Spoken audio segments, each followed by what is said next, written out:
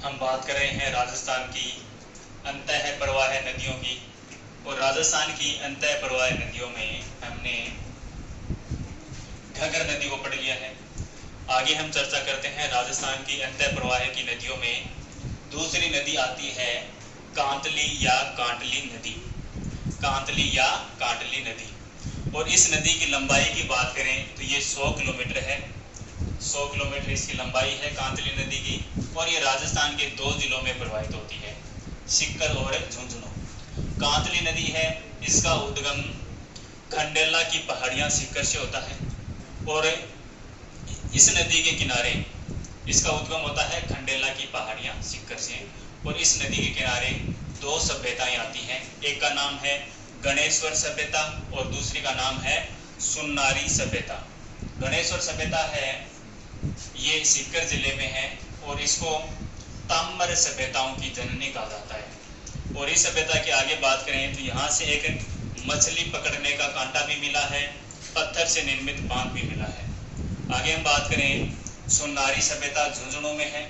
सुन्नारी जो सभ्यता है, सुन्नारी ये झुंझुनू में है। ये लोह पाषाण कालीन सभ्यता है, लोह पाषाण कालीन सभ्यता। ये राजस्थान की सीमा में सबसे लंबी अंतः प्रवाह की नदी है।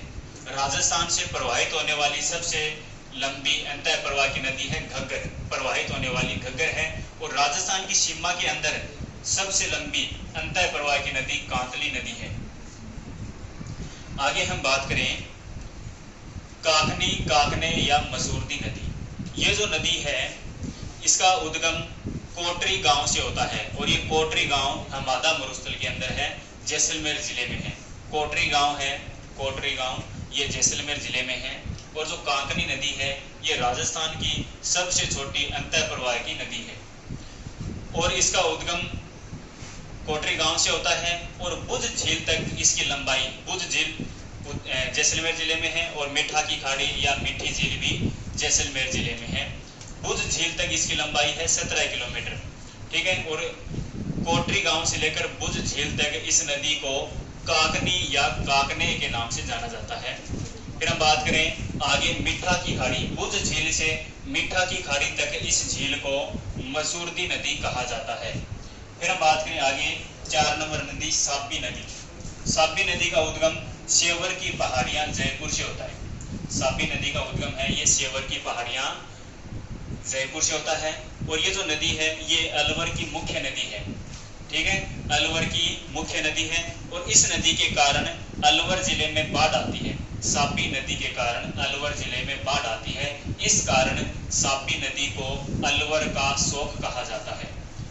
साबी नदी को अलवर का क्या कहा जाता है? शोक। क्योंकि इस नदी के कारण अलवर जिले में क्या आती है? बाढ़ आती है। और हम बात करें इस साबी नदी के किनारे एक सभ्यता है। कौन सी सभ्यता आती है? इस नदी के किनारे एक सभ्यता आती है और इस सभ्यता का नाम है जोधपुरा सभ्यता। जोधपुरा सभ्यता। और ये जो जोधपुरा सभ्यता है, ध्यान रखना, ये जयपुर जिले में है। कौन सी जिले में आती है? ये जयपुर जिले में।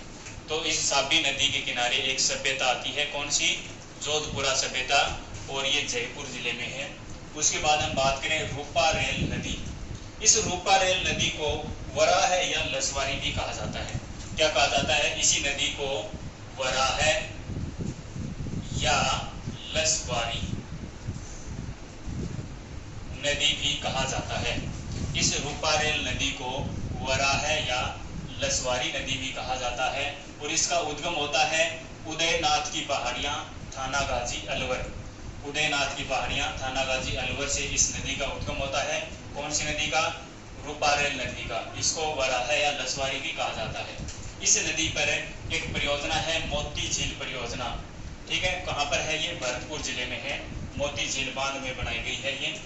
इसको लाइफ लाइन ऑफ भरतपुर कहा जाता है। मोती झील परियोजना को या मोती झील बांध को लाइफ लाइन ऑफ भरतपुर कहा जाता है। भरतपुर की जीवन रेखा। भरतपुर की जीवन रेखा कौन से बांध को कहा जाता है? मोती झील बांध को, जो कि भरतपुर जिले में है। और कौन सी नदी पर है ये? रूपा रेल नदी पर। रूपा रेल नदी को वराह या लसवारी भी कहा जाता है। उसके बाद हम बात करें सांबर झील में गिरने वाली नदियां। सांबर झील में गिरने वाली नदियां हैं, 4 नदियां आ जाती हैं। एक तो आती है खंडेला नदी, मालखेत की पहाड़ियां सीकर से उद्गम होता है खंडेला नदी का, जो कि सांभर झील में आकर गिरती है नागौर जिले में। फिर हम बात करें, एक नदी आती है बैराठ की पहाड़ियां विजयनगर जयपुर से, और उसका नाम है मंथा या मेंढा, मंथा या मेंढा। फिर एक नदी आती है रूपनगढ़ नदी, सांभर झील में मिलने वाली, इसका उद्गम होता है सलेमाबाद अजमेर से। और एक नदी है खारी, इसका उद्गम होता है किशनगढ़ अजमेर से। तो सांभर झील में 4 नदियां आकर मिलती हैं। कौन कौन सी? एक तो खंडेला नदी आती है, एक मंथा या मेंढा, एक आती है रूपनगढ़ और एक आती है खारी। ये 4 नदियां हैं जो कि सांभर झील में आकर मिलती हैं। तो ये था हमारा राजस्थान का पहला अपवाह तंत्र, आंतरिक अपवाह तंत्र। ठीक है, इसके बाद में हमारे 2 अपवाह तंत्र और बच जाते हैं। एक तो आता है बंगाल की खाड़ी का अपवाह तंत्र और एक आता है अरब सागर का अपवाह तंत्र। तो हमने आज आंतरिक अपवाह का तंत्र कंप्लीट कर लिया है। धन्यवाद।